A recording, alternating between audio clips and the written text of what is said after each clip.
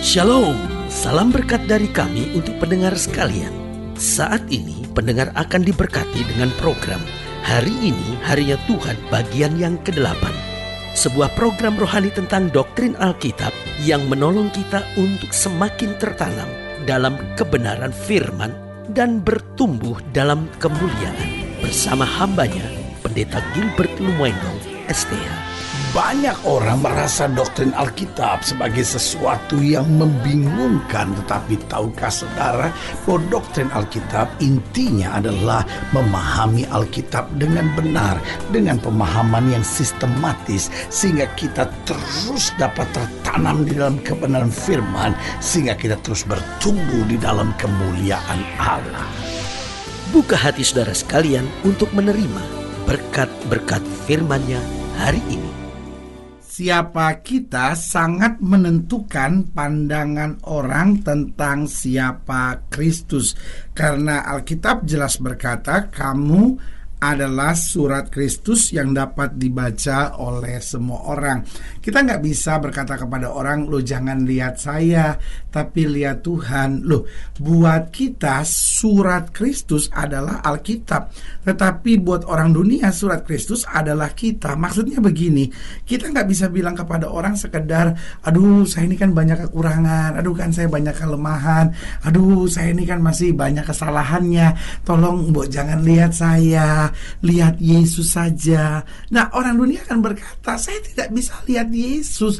Satu-satunya yang dia bisa lihat adalah anak-anaknya. Nah, dia akan melihat Yesus sejauh anak-anaknya. Makanya ada banyak orang yang anti banget terhadap Kristen, karena dia bilang, saya punya banyak teman orang Kristen juga nipu kok. Saya punya teman banyak orang Kristen juga curang hidupnya. Saya punya teman banyak orang Kristen juga berzina kok hidupnya. Sehingga dia sama sekali gak ada respect, gak ada kagum, gak ada tertarik dengan Kristus, apalagi dengan kekristenan. Tetapi akan sangat berbeda dengan orang-orang yang punya pengalaman yang baik dengan orang-orang Kristen. Sehingga orang berkata, aduh saya punya teman orang Kristen tuh baik ya, saya punya teman orang Kristen jujur, saya punya teman orang Kristen hidupnya tuh baik banget, hidupnya suci, hidupnya takut akan Tuhan. Sehingga dia punya kebanggaan tersendiri, dia punya kekaguman tersendiri. Bahkan tidak sedikit yang kemudian akhirnya kagum dengan Yesus, kagum, respect dengan kekristenan. Kenapa? Karena lihat hidup orang Kristen. Karena itu saudaraku yang kasih dalam Tuhan, siapa kita ini sangat menentukan pandangan orang tentang siapa Kristus. Kita bisa membuat orang memuji Tuhan, tapi kita juga bisa membuat orang meninggalkan Tuhan. Kita bisa buat orang memuliakan Kristus, kita bisa membuat orang justru mempermalukan Kristus. Kenapa? Karena saudaraku yang kekasih dalam Tuhan, ketika orang melihat hidup Kristen juga gak karu-karuan, maka orang juga akan berkata, Yesus itu kan cuma nabi, Kristus itu siapa? Buktinya anak-anaknya aja gak benar. Tapi hari ini saya mau ingatkan buat saudara, Alkitab bicara bahwa kita surat Kristus. Alkitab bicara bahwa kita adalah umat pilihan, kita adalah imamat yang rajani. Tetapi juga Alkitab jelaskan buat kita ini seperti embun. Haleluya. Selamat datang dalam program kita hari ini harinya Tuhan. Sebuah program rohani yang kembali mengingatkan kepada kita betapa pentingnya kita menjadikan firman Tuhan sebagai dasar keseharian hidup kita. Karena selama kita menjadikan firman Tuhan sebagai dasar keseharian hidup kita, langkah-langkah ke depan kita penuh dengan kepastian, kemenangan, berkat, mujizat dan perkara-perkara besar. Haleluya. Dan di dalam program ini kita sedang bicara tentang kita seperti embun, kata Alkitab. Jadi ada banyak pandangan tentang kita dalam Alkitab, tetapi Alkitab juga jelaskan buat kita ada sebuah pandangan yang mungkin jarang disinggung dalam gereja, tetapi ini tertulis dalam Alkitab bahwa kita ini seperti embun. Mungkin gereja biasa berkata bahwa kita adalah mempelai Kristus, kita adalah surat Kristus, kita adalah saksi Kristus, kita adalah bangunan Kristus, kata Alkitab. Tetapi Alkitab juga bilang kita ini seperti embun. Apa sih artinya kita seperti embun? Ini yang kita mau pelajari hari ini. Mika pasal 5 ayat yang keempat sampai ayat yang keenam. Dikatakan demikian, Mika pasal 5 ayat 4 sampai ayat yang keenam. Dan dia menjadi damai sejahtera Apabila Asyur masuk ke negeri kita dan apabila ia menginjak tanah kita, maka kita akan membangkitkan melawan dia 7 gembala, bahkan 8 pemimpin manusia. Mereka itu akan mencukur negeri Asyur dengan pedang dan negeri Nimrod dengan pedang terhunus. Mereka akan melepaskan kita dari Asyur apabila kita masuk ke negeri kita dan menginjak daerah kita. Bahkan ayat 6 dikatakan, maka sisa-sisa Yakub akan ada di tengah-tengah banyak bangsa seperti embun daripada Tuhan. Perhatikan kalimat ini. Maka sisa-sisa Yakub akan ada di tengah-tengah banyak bangsa seperti embun daripada Tuhan, seperti dirus hujan ke atas tumbuh-tumbuhan, yang tidak menanti-nantikan orang dan tidak mengharap-harapkan anak manusia. Jadi perhatikan di sini Alkitab bilang sisa-sisa Yakub akan ada di tengah-tengah banyak bangsa seperti embun daripada Tuhan. Nah, apa artinya embun daripada Tuhan? Yang pertama saya pelajari bicara tentang embun itu membawa kesegaran dan kesejukan. Ketika sepanjang malam sudah tertidur, mungkin di tengah panasnya suasana, lalu pagi-pagi sudah bangun, sudah lihat ada embun di depan rumah saudara, maka yang timbul dalam hati saudara, betapa sejuknya, betapa segarnya kehidupan ini.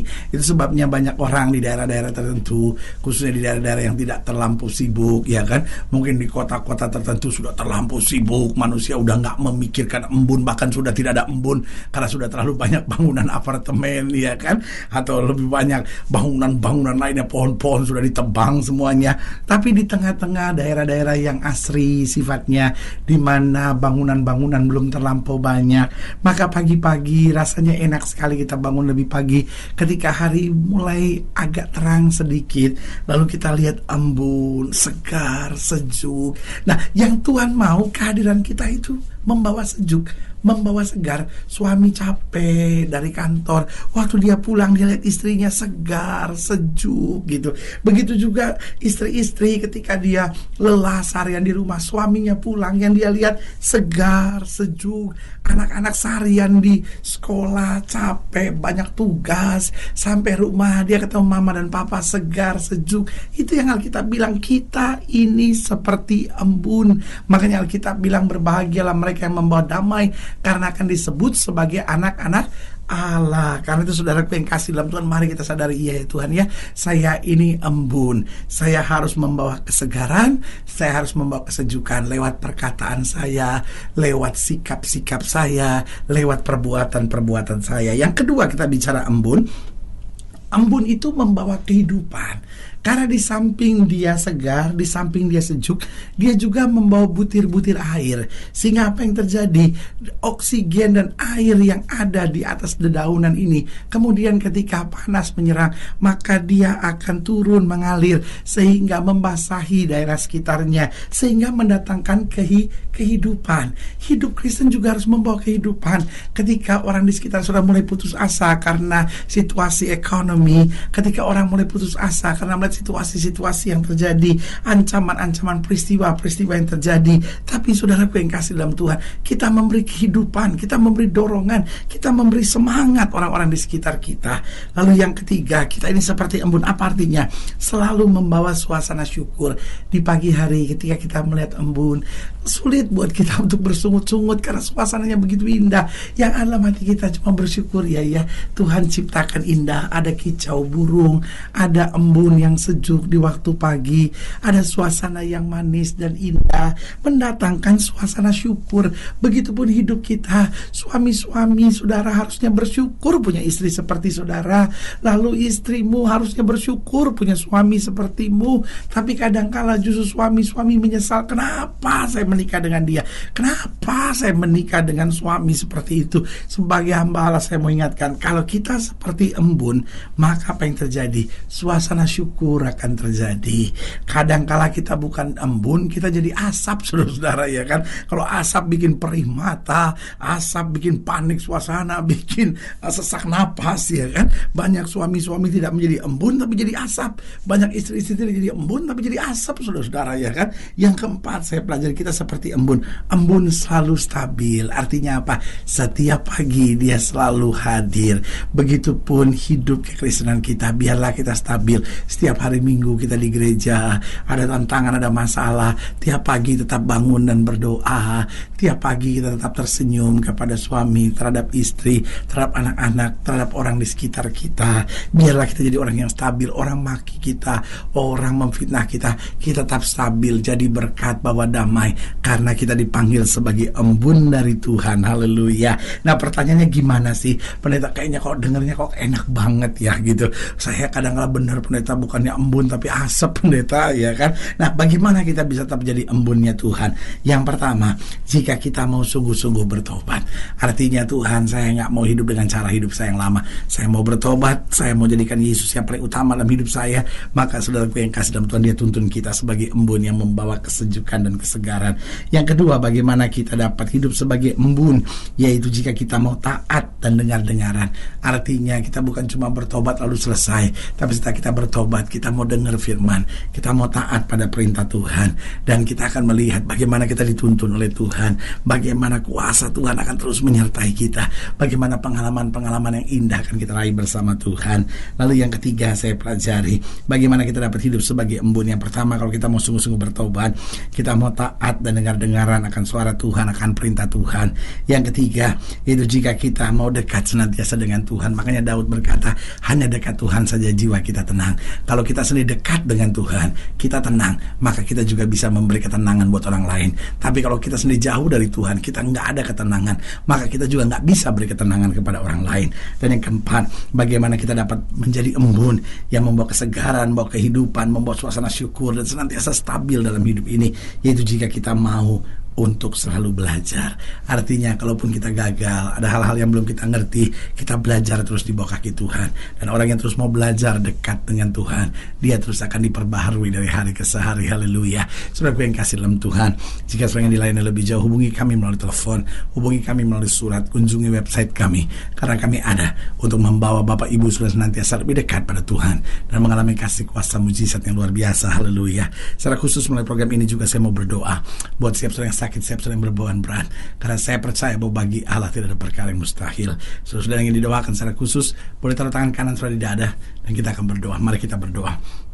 Bapa, dalam nama Yesus, hamba doa buat yang sakit, hamba doa buat yang berbeban berat, hamba doa untuk setiap mereka yang sedang menghadapi masa-masa yang sukar, karena hamba percaya bahwa bagi Allah tidak ada perkara yang mustahil.